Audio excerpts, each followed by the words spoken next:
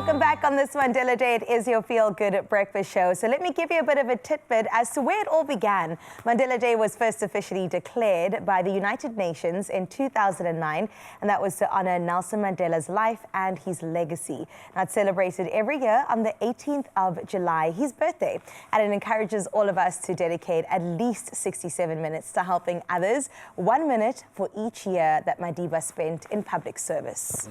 But I think far more than just a day of volunteering. Mandela Day is a global call now, thankfully, to action to make kindness, justice and community spirit, that Ubuntu, part of our everyday lives. It's about taking small, meaningful steps that together create big change. It really does. Yeah, the impact is crazy.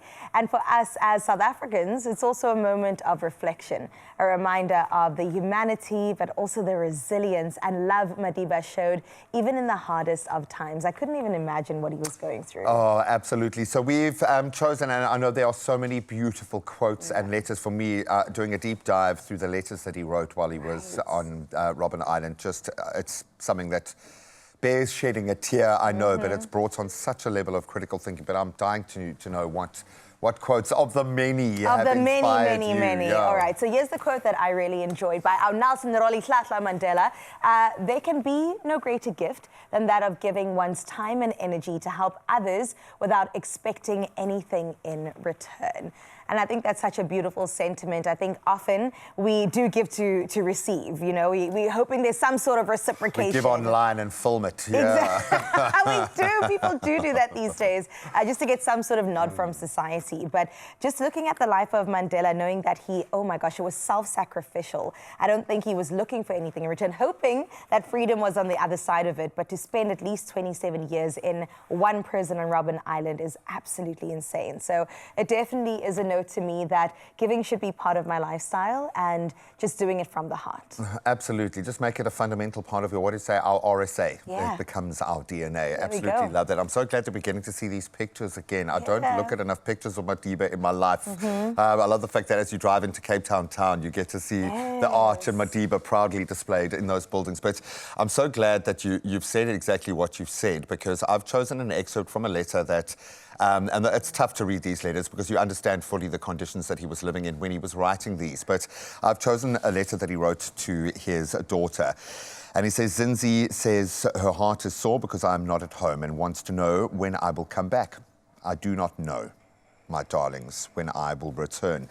You'll remember that in a letter I wrote in 1966, I told you that white judge said I should stay in jail for the rest of my life. It may be long before I come back. It may be soon. Nobody knows when it will be, not even the judge who said I should be kept here, but I'm certain that one day I will be back at home to live in happiness with you until the end of my days. Do not worry about me now. I'm happy, well and full of strength and hope. The only thing I long for is you. But whenever I feel lonely, I look at your photo, which is always in front of me. As a nation, as a world, you must try now. My family get back tomorrow. It's been 3 weeks that I've been separated from my family, and this is the first time I've been able to get through this without absolutely, like, gut-wrenchingly cry my eyes out, because we hide behind the greatness of the man. It's easy to do with figures like Mandela, who became manifestation of black consciousness, who became a movement. We hide behind that greatness so that we don't act. And with this letter, he must have felt in those conditions that there must have been no hope. Where was this hope coming from? The strength and the hope from where? And we believe that, and I think a lot of us feel that hope is something that is given to us in our darkest hour. And it's the opposite.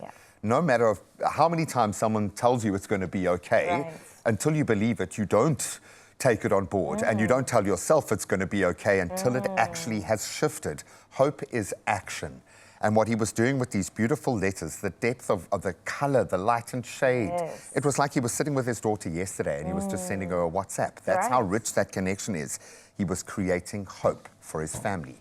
But ultimately, he represents all of this. But this is a man, a husband, a father, just writing a letter to his children. Mandela was a man. He was a human He was being. just a human being. So don't hide behind the greatness of his achievements or the art or anyone else thinking that we are not enough to be able to do that. When he was doing the most, he wasn't even just a man, he was a prisoner. Sure. He was locked in a little box with nothing, nothing to be able to affect change in the world around him.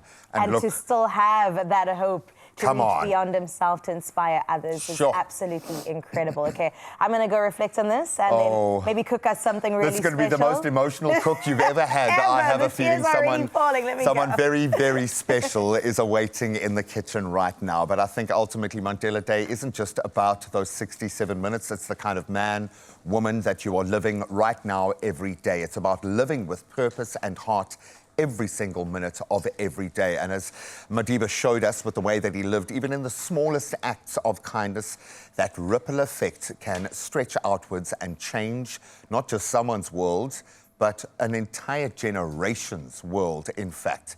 That's one man, just a father, just a husband, just a partner, just a boxer, just a prisoner for so much of his life, but able to do so much.